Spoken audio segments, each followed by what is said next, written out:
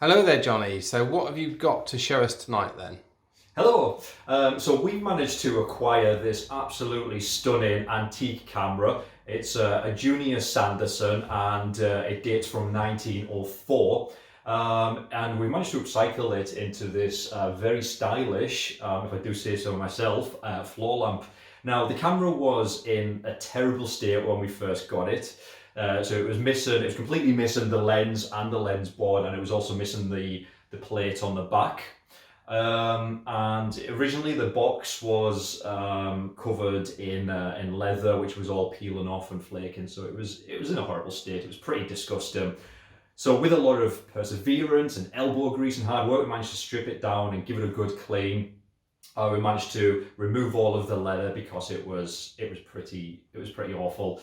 And we managed to stain it and give it a couple of coats of varnish just to kind of bring the wood box in keeping with the rest of the mahogany wood on it. And we also managed to source an antique lens. It's not the original for the Junior Sanderson. So this one it dates back from 1890s, and it's from a company called Clement and Gilmer, who originate from Paris in France. So although not the original, it does fit this camera perfectly.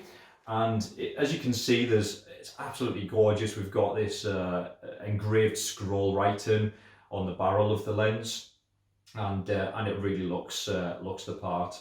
So the camera itself, it still had the original brass viewfinder intact, and it also had the original spirit level with the liquid still inside it. I have seen these cameras before, and usually the liquid inside the spirit level has disappeared and the viewfinder's missing and all sorts. So we're quite lucky that those parts were still intact, and we still have the leather strap here. So with regards to the backplate, what we decided is, rather than try and source an original backplate, we basically fashioned a wooden backplate ourselves with a new piece of wood, and stained it and varnished it so it kind of looks as if it blends in with the rest of the camera. And the backplate that we made, that is what holds all of the light fittings. So what that also meant is, it meant that any holes we were drilling were in the new piece of wood, which meant that we weren't damaging the original antique camera in any way, shape or form. So as you can see here, if I just turn the camera around, the light fittings on the back comprise of an antique style light fitting that kind of comes out of the back, and then you've got this ball joint here with another piece sticking up, so you can adjust this just with the screw on the side there. And you've got this amazing oversized vintage style Edison light bulb with this gorgeous spiral filament inside, giving off this lovely warm glow. So this is an LED bulb, as opposed to the traditional incandescent bulbs. So basically LED bulbs, technology behind LED bulbs has come a long way over the last decade. So the bulb itself doesn't get hot like the traditional incandescent bulbs, and the reason for that is because it uses 90% less power than an incandescent bulb. But it's obviously styled in a vintage Edison style. In addition, there is an antique style light fitting on the inside of the camera. So I'm not going to open the back to show, but basically the antique style light fitting points this way, so it kind of points forward and shines down the length of the inside of the bellows, and it has a red bulb in it, which I'm not sure, if I just position the camera there, you can actually see kind of glowing out of the lens there. So we just thought that was quite a cool little thing to add. It kind of adds a little bit of mystery to the lamp.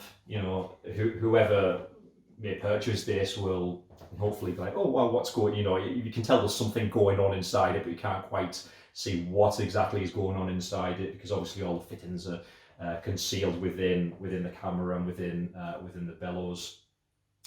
So other things, let me just point this out. The other thing is, as with all of our cameras, we use the highest quality, as with all of our lamps rather, we use the highest quality light fittings.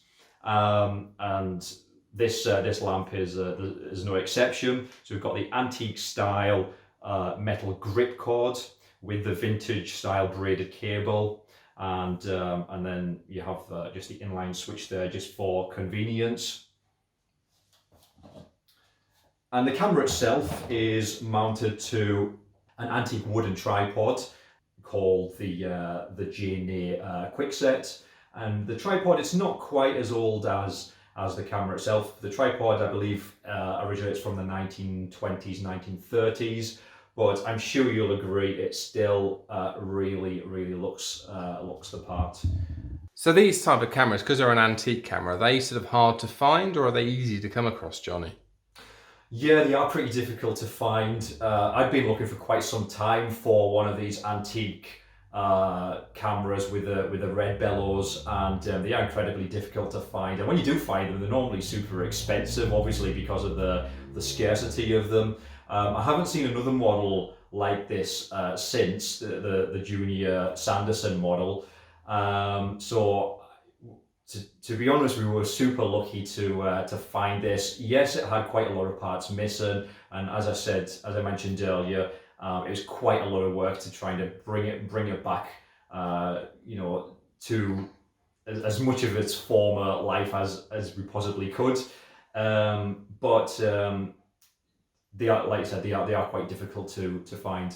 And we like a challenge as well, don't we? To try and find something unusual and sort of, which is totally unique. We do like a challenge. Yeah, we do like a challenge. The amount of kind of vintage or antique objects we've managed to find over the last year, and quite often it's me that'll find something, and Adam's like, "Oh my God, Johnny, what have you got now?" And I'm like, "It's a challenge. We like a good challenge."